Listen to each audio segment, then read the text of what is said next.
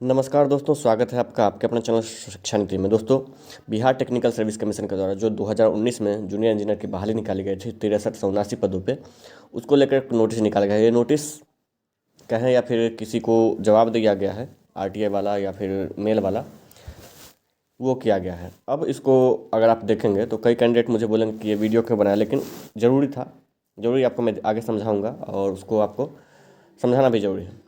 दोस्तों, जहाँ तक अभी ऑफिशियली है, कोर्ट में भले ही अटका हुआ है, लेकिन ऑफिशियली तो ये वैकेंसी कैंसिल हो चुकी है, आप लोग को पता ही है, नोटिस भी आपने देख लिया था उस वक्त। लेकिन अभी क्या हुआ है वो जान लीजिए। दरअसल हुआ क्या है कि चूँकि सभी ने, मैं भी हूँ या फिर कई कैंडिडेट्स ने या कई क्या हज़ारों कैंडिडेट्स ने बीटीएससी पर धांधली का आरोप लगाया था। अब ये जो नोटिस निकाला गया, उस नोटिस में जब आप देखेंगे तो आपको पता चलेगा कि किस तरीके से धीरे धीरे बीटीएससी खुद को पाक साफ करने की कोशिश में भी इतना नीचे जा रही है कि आपको लगेगा कि नहीं, ये पूरे के पूरे आयोग ही एक परिकल्पना है, इसके अलावा कुछ नहीं है। सबसे पहले आप नोटिस देखिए, नोटिस क्या है वो जानिए। दोस्तों, ये एक नोटिस है।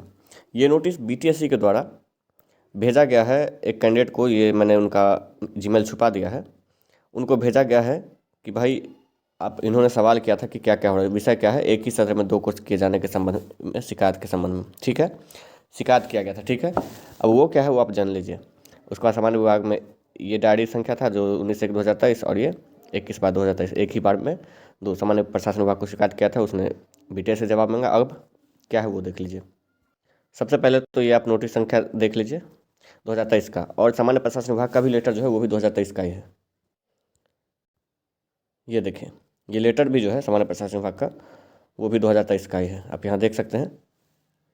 ठीक है, अब 19/1/2023 का है, और हालांकि रिजल्ट भी 23 में ही कैंसिल हुआ है, लेकिन उससे पहले का है। ठीक है, अब देखिए इसमें क्या है कि वहाँ से प्रासंगिक विज्ञापन संख्या 0, यहाँ रजिस्ट्रेशन नंबर दिया हुआ है, कैंडिडेट का नाम भी दिया हुआ है। ठीक है, ये कैंडिडेट को बाहर किया गया है, वो भी क्या है तो ओपीजीएस यूनिवर्सिटी के नाम पे होने का अमान्य कर दिया गया है। इनको अमान्य कर दिया गया है और इनको कैंडिडेचर इनका रद्द कर दिया गया है। 25/1/2023 को उच्च बैठक में लिया गया निर्णय में CWC इतना द्वारा फाइट न्यायालय के आदेश में आयोग के कार्यालय में इतना रद्द कर दिया गया है, वैकेंसी को है। और उसके बाद उच्च न्यायालय के आदेश को जो सुप्रीम कोर्ट में चैलेंज किया गया, उसके बारे में बताया गया।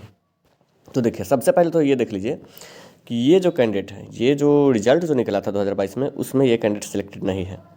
तो ये उस कैंडिडेट को निकाला गया है जो सिलेक्टेड नहीं है। हालांकि जो जिसने शिकायत की थी वो कैंडिडेट भी अगर बात करें तो आप जान सकते हैं कि वो कैंडिडेट भी इसका मांगा जिसका कि सिलेक्टेड नहीं है। तो आप समझ सकते हैं कि ओपीजीएस के कितने कैंडिडेट होंगे जो सिलेक्टेड होंगे। ठीक है, और इसका कैंडिडेचर रद्द इसलिए नहीं किया गया क्योंकि ओपीजीएस यूनिवर्सिटी से है। इसका कैंडिडेट इसलिए रद्द किया गया है क्योंकि इन्होंने एक ही सत्र में 2 कोर्स किया था। ठीक है, जो कि आपने यहाँ डायरी संख्या के नाम पे ऊपर देखा, देखिए एक ही सत्र में 2 कोर्स किए जाने के संबंध में आप ऊपर देख सकते हैं। ठीक है, ये आप देखिए, तो आप समझ सकते हैं कि बीटीएससी उन कैंडिडेट पर